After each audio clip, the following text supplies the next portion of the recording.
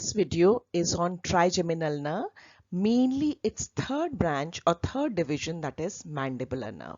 But before that, we will consider which are the three divisions or branches of trigeminal nerve, what are the nuclei of trigeminal nerve, where exactly they are located.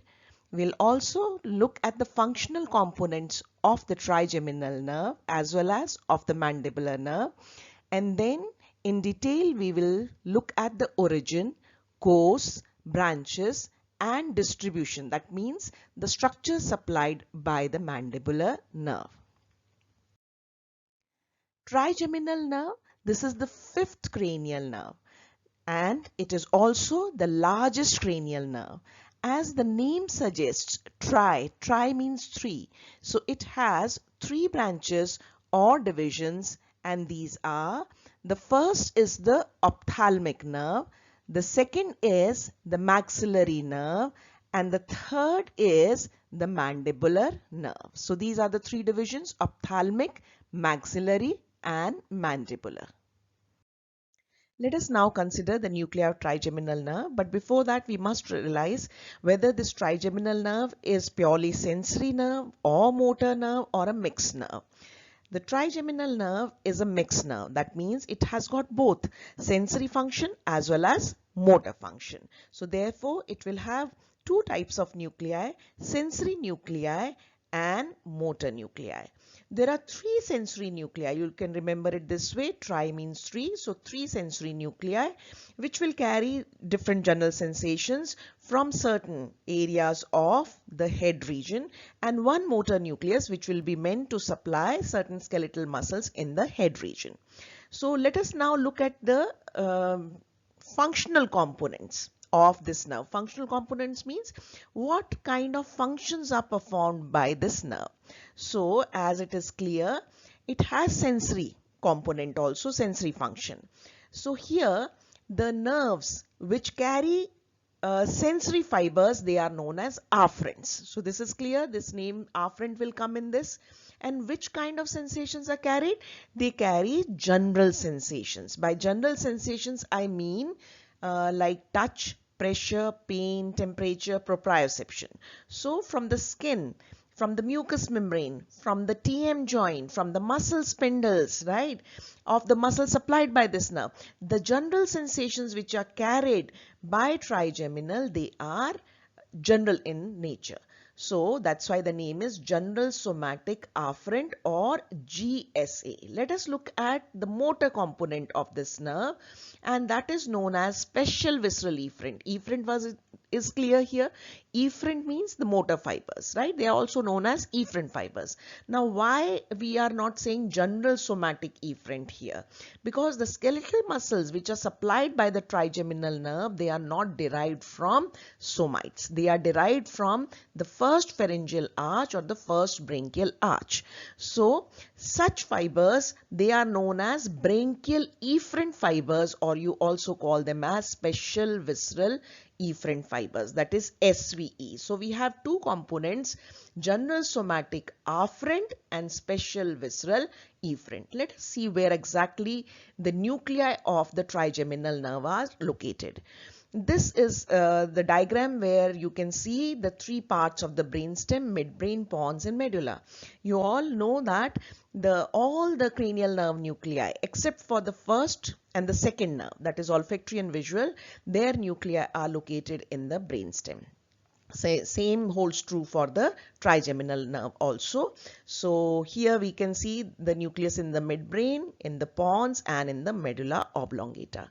The green nuclei which we see here, these are the sensory nuclei, and the orange color one is the motor nuclei. Let us see which are the three sensory nuclei for trigeminal.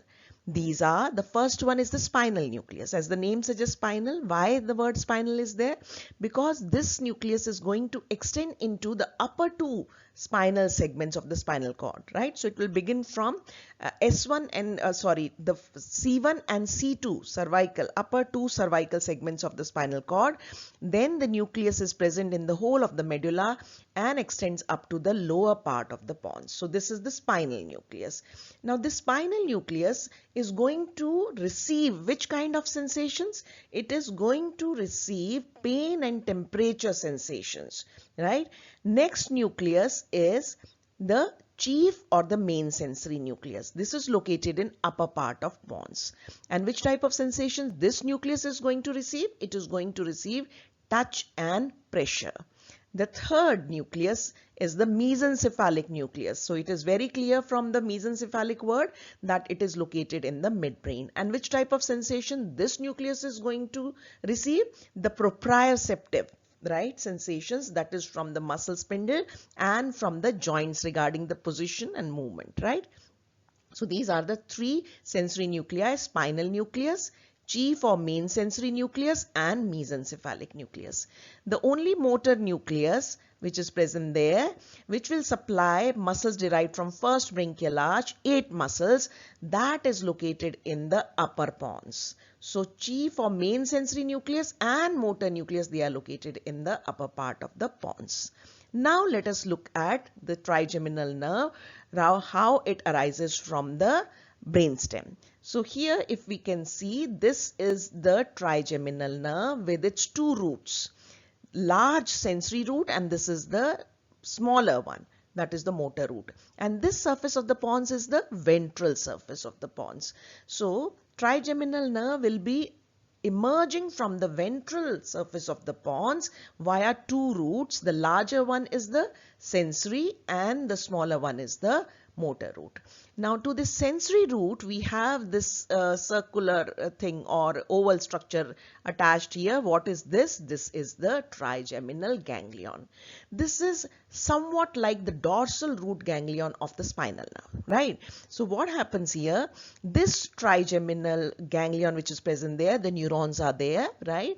And like the dorsal root ganglion, they will be pseudo unipolar in nature, and they will be sending their fibers, right, the peripheral fibers through 3 divisions or 3 branches of the trigeminal nerve. These are the ophthalmic nerve, the maxillary nerve, and the mandibular nerve, right? And they will be synapsing with the receptors for general sensation in the mucous membrane, in the skin, wherever the trigeminal nerve supplies, or in the TM joint, right? So from there, the information from these receptors for general sensations, right? So from exteroceptive, proprioceptive receptors, this information will reach the trigeminal ganglion. And their central processes of these trigeminal ganglion, they will form the sensory root of the trigeminal nerve, and the fibers which will be carrying proprioceptive will go to the mesencephalic nucleus. Fibers which will be carrying touch and pressure sensation will go to the main or chief sensory nucleus, and fibers which will carry pain and temperature sensation, they will go to the spinal nucleus. From here then the ascending pathway, via the ascending pathway, these sensations will be first carried to the thalamus and finally to the sensory cortex of the cerebrum, where the sensations will be perceived. When we come to the mandibular nerve, we find that besides the sensory component, this also has the motor component. So trigeminal nerve's motor component, the whole of it goes into the mandibular nerve. That means ophthalmic and maxillary nerves are pure sensory. Mandibular nerve is the only mixed nerve with both sensory and motor components. So this is, we can see all the branches of the trigeminal nerve. In this one, this video, I'll consider only the mandibular nerve. This is the ophthalmic nerve. We will consider the branches and distribution in separate video. Same for the maxillary nerve, right? Here is the maxillary nerve and its branches, and this is the mandibular nerve. Now let us look at the origin of mandibular nerve. So here we can see this is mandibular nerve. It again has got origin via 2 roots. We can see here these will be the 2 roots, sensory and motor. So mandibular nerve has 2 roots. Larger one will be the sensory and the smaller one will be the motor root. So where exactly they are attached? The sensory root, that arises from the anterior aspect of the trigeminal ganglion, right?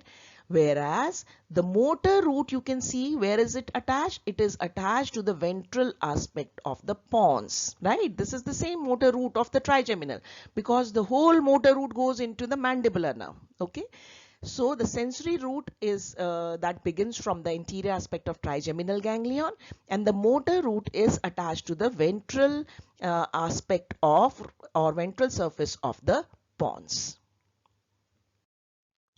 Now after this, what happens? Now this, from the cranial cavity, now it has to leave the cranial cavity, right? So how does it leave it? Both the roots, that is the sensory and the motor, they remain separate, right? And they will pass through a foramen in the middle cranial fossa, which is known as foramen ovale, and they will reach the region which is just below the middle cranial fossa, that is the infratemporal fossa.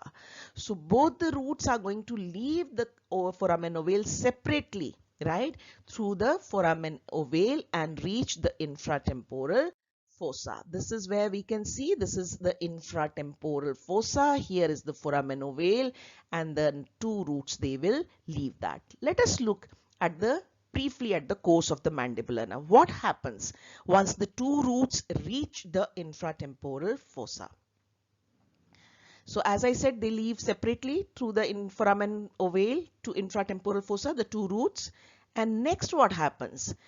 After a very short distance, they are going to join together to form the trunk of mandibular nerve. Trunk of mandibular nerve. Next what happens? Again, after very short course, right, in the infratemporal fossa, this trunk is going to divide into an anterior division, the smaller one which can be seen here, and a thicker one which can be seen here with its various branches, that is the posterior division. So we have the trunk is getting divided into anterior division and a posterior division. Anterior division will be mainly motor, and posterior division will be mainly sensory. So this, how you can remember? Remember, the anterior horn of the spinal cord is motor, posterior horn is sensory. In the cerebrum also, the motor area is located anterior to the sensory area. Remember, motor means to do some work. Whosoever is going to perform some work will be ahead of other, right? So motor will be always anterior and sensory will be always posterior. So this is briefly the course of mandibular nerve in the infratemporal fossa. Let us now consider the branches of mandibular nerve. First, we will look at the branches from the trunk of the mandibular nerve. As I said earlier, that as soon as the two roots of the mandibular nerve, the green one which is sensory here and the maroon one which is motor here, they pass through the foramen ovale, reach the infratemporal fossa, they join together to form the trunk of the mandibular nerve. Trunk of the mandibular nerve gives two branches, one sensory and another one motor. The sensory branch is known as the meningeal branch. As the name suggests, it has to reach back into the cranial cavity because this will supply the dura mater. So it passes through the foramen spinosum, which is located just behind the foramen ovale. So the first branch, that is the sensory branch of the trunk, is meningeal branch. It will supply dura mater of middle cranial fossa. The other branch is the motor branch, and this branch is the nerve to medial pterygoid. So this is the nerve to medial pterygoid. It will pass through the otic ganglion without synapsing there, and will supply three muscles. Obviously, one of them is the medial pterygoid because the name is nerve to medial pterygoid, and it supplies two more muscles. One, tensor tympani, muscle of middle ear cavity, and another is tensor velli palatini, the muscle of the soft palate. So trunk will give how many branches? Two. One is sensory, that is meningeal branch. Another is nerve to medial pterygoid, MNM. Meningeal, nerve to medial pterygoid. But nerve to medial pterygoid supplies how many muscles? Three muscles. Medial pterygoid, tensor velli palatini, and tensor tympani. Now the trunk divides into two divisions. anterior division. Here we can see the branches of anterior division and a posterior division. So here this is the posterior division. We will first consider the branches of anterior division. As I said earlier, the anterior division is mainly motor in nature. So anterior division will supply three muscles, right? Out of four muscles of mastication, one is already supplied, that is medial pterygoid via the trunk. So the three remaining main muscles of mastication, they are temporalis, lateral pterygoid and the masseter. So the three branches will be given. Deep temporal branches, they are two usually in number. They will supply temporalis muscle, then a branch to the lateral pterygoid muscle and a mesenteric branch which will supply the masseter muscle. The only sensory branch from the anterior division will be the buccal nerve, and this is going to supply the skin and the mucous membrane of the cheek. So we can see here the branches from anterior division. Motor branches are mesenteric, supply masseter muscle as well as the TM joint. Deep temporal nerves, they are usually two in number. They supply temporalis muscle, nerve to lateral pterygoid, which will obviously supply the lateral pterygoid muscle. The only sensory branch from anterior division is buccal branch. This supplies skin and mucous membrane of the cheek. Let us look at the branches from this posterior division of the mandibular nerve. There are three branches. They are auriculotemporal nerve, lingual nerve, and inferior alveolar nerve. Inferior alveolar nerve gives a motor branch known as nerve to mylohyoid. So the three branches from the posterior division are auriculotemporal, lingual, inferior alveolar, and the only motor branch from the posterior division, that is nerve to mylohyoid, is a branch of inferior alveolar nerve. We can see here this is the auriculotemporal nerve, which is forming or looping around an artery, that is middle meningeal artery. So this passes posteriorly, right? It is related to the neck of the mandible and then ascends up in front of the external acoustic meatus to the temporal region and will supply the skin of the auricle, skin of the temporal region, sensory fibers to parotid gland, articular fibers to TM joint. Then we have this lingual nerve, which will leave the infratemporal fossa, reach here the submandibular region, run on the hyoglossus muscle, and we can see it is related to the submandibular ganglia, and this is going to provide sensory fibers to submandibular gland, sublingual gland, and will carry general sensations from anterior two-thirds of the tongue. The name itself, lingual, means tongue. Then we have inferior alveolar nerve. The inferior alveolar nerve will descend down and reach the mandibular foramen.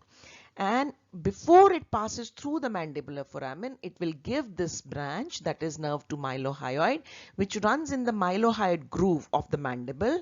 And this will supply two muscles, anterior belly of digastric and mylohyoid muscle. Both are very close to each other at the floor of the mouth. And the rest of the inferior alveolar nerve, which is sensory in nature, runs in the mandibular canal and will supply all the lower teeth. Here it is also going to give a branch which is known as mental branch, which is not shown here, which will pass through the mental foramen of mandible and will supply the skin of the chin. So the branches from posterior division and their distribution.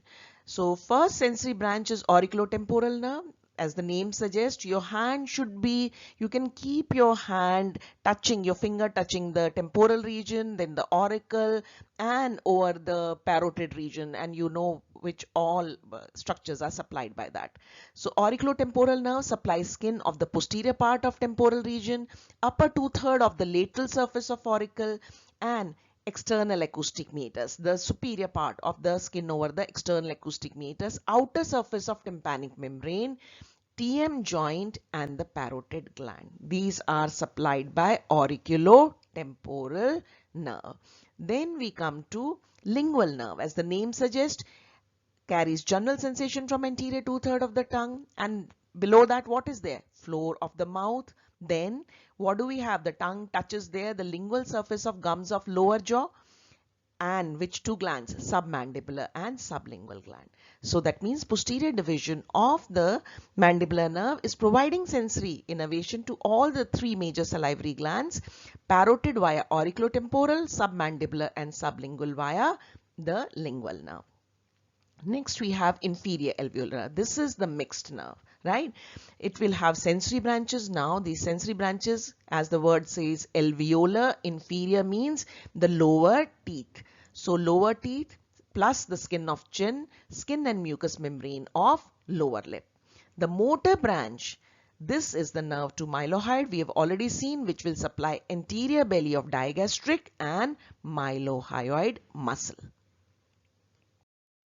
So here we can see this is the foramen ovale. This is the nerve coming out. It forms the trunk here, divides into anterior division with its branches and the thick posterior division. Here we can see these branches are the deep temporal branches supplying temporalis. This cut nerve here is the masseteric nerve, will supply masseter. Here a small branch can be seen supplying the lateral pterygoid muscle, nerve to lateral pterygoid. The only sensory branch from the anterior division is this branch, that is the buccal. Then we have this posterior thick division, and we can see here three nerves via two roots. This is the auriculotemporal nerve. You can see how it ascends up to the temporal region, right? And this is the middle meningeal artery. Then this nerve, which we can see here, right? And which is associated with the submandibular ganglion reaching the tongue. This is the lingual nerve. This thick nerve is the inferior alveolar nerve, which has been cut here, but we can see here this gives a thin branch, slender branch here, nerve to mylohyoid, and we can see that this is supplying this mylohyoid muscle and the muscle just beneath it, below that, right, inferior to that, this is anterior belly of digastric.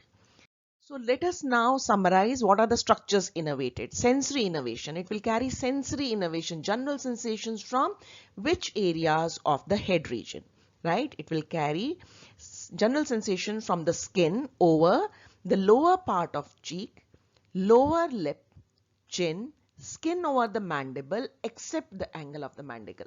That is carried by great auricular nerve. You have to remember.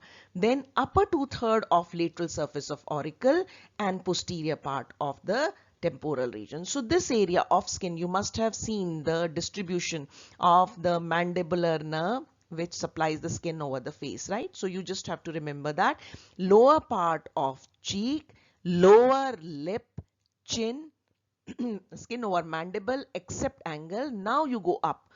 Upper 2/3 of lateral surface of auricle and posterior part of temporal regions, right? So from here plus anterior 2/3 of the tongue, general sensations, then floor of the mouth, lower teeth, lingual surface of the gums, right, of the lower teeth, and the three salivary glands. Okay, motor innervation is to 8 muscles which are derived from first pharyngeal arch. 4 are the main muscles of mastication, that is the temporalis, masseter, medial and lateral pterygoid. 4 other are 2 tensor muscles, tensor tympani of middle ear, tensor veli palatini of soft palate, and 2 muscles close to the floor of the mouth. They are mylohyoid and anterior belly of digastric. So these are the structures innervated by mandibular nerve.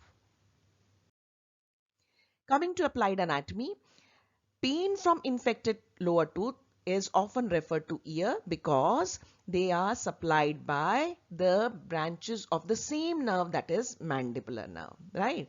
So we can see that the lower teeth are supplied by the inferior alveolar nerve, and skin over the ear, external acoustic meatus, there it is supplied by the auriculotemporal nerve, right? Now, in case of cancer of tongue, the pain is that radiates to ear and temporal fossa, and for the same reason, right? Again, the lingual nerve that carries general sensation from anterior 2/3 of the tongue and the temporal region and the ear, they are supplied by auriculotemporal branch of the mandibular nerve. Now, how will you test the motor part of the mandibular nerve? That can be tested by asking the patient to clench teeth. When we are angry, at that time also we clench teeth, and you can feel for the masseter on the side of the face, right, contracting there, or put the hand on the temporal region, and you can also see the contraction of these two muscles. So that's all for this video. Thanks for watching, and if you have not subscribed, please subscribe my channel so that I can put more such videos.